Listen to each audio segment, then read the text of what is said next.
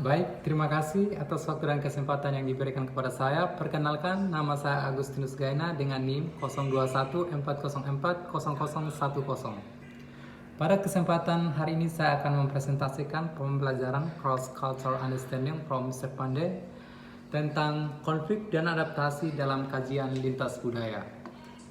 Nah, pada kesempatan ini sebelum saya mengkaji apa itu konflik dan bagaimana kita beradaptasi dalam kajian lintas budaya, saya ingin bertanya, tahukah teman-teman apa itu konflik? Atau pernahkah teman-teman mengalami konflik itu sendiri dalam kehidupan Anda sehari-hari? Nah, pada kesempatan ini mari kita kaji bersama. Perlu kita ketahui bersama bahwa negara kita Indonesia memiliki kekeragaman suku dan bangsa. Di dalam keragaman suku dan bangsa, Indonesia kaya akan budaya. Namun demikian, di dalam budaya Indonesia tidak terlepas dari konflik-konflik yang ada. Nah, di sini saya akan menjelaskan secara detail apa itu konflik dan penyebab dari konflik itu sendiri. Konflik sosial berasal dari bahasa Latin configere yang artinya memukul. Nah, di sini ada beberapa pendapat para ahli yang mengemukakan tentang pengertian dari konflik sosial budaya. Yang pertama adalah pendapat dari Sarjono Soekonto yang mengatakan bahwa konflik sosial adalah di mana individu atau kelompok berusaha untuk memenuhi tujuan dengan jalan menantang pihak lawan yang disertai ancaman atau kekerasan. Yang kedua adalah pendapat dari Robert M. Setowang mengatakan bahwa konflik sosial adalah perjuangan untuk memperoleh nilai, status, kekuasaan, di mana selain bertujuan untuk memperoleh keuntungan, juga untuk menundukkan saingannya. Dan yang ketiga adalah pendapat Bernstein mengatakan bahwa konflik sosial artinya suatu pertentangan ataupun perbedaan yang tidak dapat dicegah. Jadi teman-teman, dapat saya simpulkan bahwa konflik artinya pertentangan antara individu ataupun kelompok di mana salah satu pihak berusaha menyingkirkan pihak lain dengan cara menghancurkan atau membuatnya tidak berdaya. Jadi teman-teman, itu beberapa pendapat para ahli mengenai konflik dalam budaya. Dan di sini saya akan masuk penyebab terjadinya konflik. Baik teman-teman, sebelum kita menyelesaikan atau mencoba memecahkan sebuah masalah dalam budaya kita, terlebih dahulu kita harus mengetahui akar atau penyebab dari masalah tersebut. Nah, ada beberapa penyebab terjadinya konflik. Yang pertama itu adalah perbedaan antara individu. Nah, perbedaan antara individu juga dapat menyebabkan terjadinya konflik, dikarenakan perbedaan pendirian, pendapat, ataupun perasaan. Contohnya adalah perbedaan pendapat yang terjadi pada saat diskusi, di mana masing-masing pihak saling mempertahankan pendapatnya dan pada akhirnya terjadilah suatu konflik yang berupa adu mulut antara satu dengan yang lain. Dan yang kedua adalah perbedaan kebudayaan.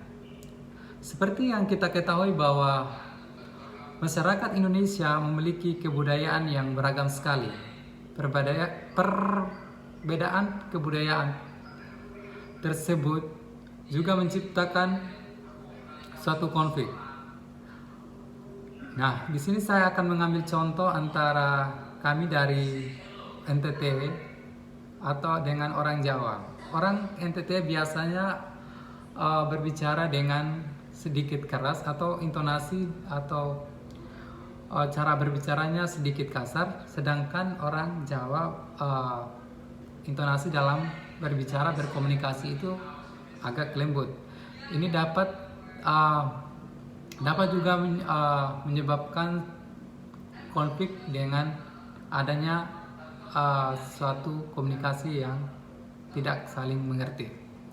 Dan yang ketiga adalah bentrokan kepentingan. Hal ini dapat disebabkan karena setiap individu memiliki kepentingan dan kebutuhan yang berbeda-beda. Bentrokan kepentingan ini dapat kita ambil contoh seperti bentrokan yang terjadi di dalam pemerintah, seperti antara partai politik. Dan yang keempat adalah perbedaan agama juga dapat memicu pada konflik. Di sini saya akan mengambil contoh jika si A menganggap agamanya paling benar dan ia melecehkan agama yang lain sehingga terjadi konflik antara agama yang dianutnya dengan agama yang dilecehkannya. Jadi itu beberapa penyebab dari terjadinya sebuah masalah, dan di sini saya akan mencoba bagaimana kita beradaptasi dalam lingkungan. Di sini dalam proses adaptasi itu sendiri terdiri dari 4 hal. Yang pertama itu adalah enkulturasi, yang kedua adalah akulturasi, yang ketiga adalah dekulturasi, dan yang keempat asimilasi. Enkulturasi adalah proses kita mengenal budaya kita, di mana kita belajar mengenal budaya sendiri. Bagaimana enkulturasi ini kita dididik dalam lingkungan kita sendiri, bagaimana didikan orang tua kita dalam lingkungan atau dalam budaya kita sendiri. Sedangkan akulturasi adalah proses di mana kita mulai mengenal budaya baru, mengenal budaya orang lain. Contohnya, saya mengambil contoh dari mahasiswa NTT datang belajar di Bali, di mana kita harus bisa untuk beradaptasi dengan mahasiswa yang di Bali.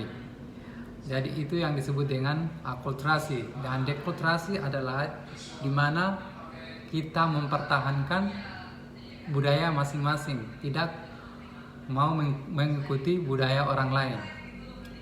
Dan yang terakhir itu asimilasi adalah di mana antara satu budaya baru dengan budaya baru dengan budaya asal ini saling digabungkan menjadi satu, maka itu yang disebut dengan asimilasi. Jadi baik teman-teman, sekian dari presentasi saya. Jadi dapat saya simpulkan bahwa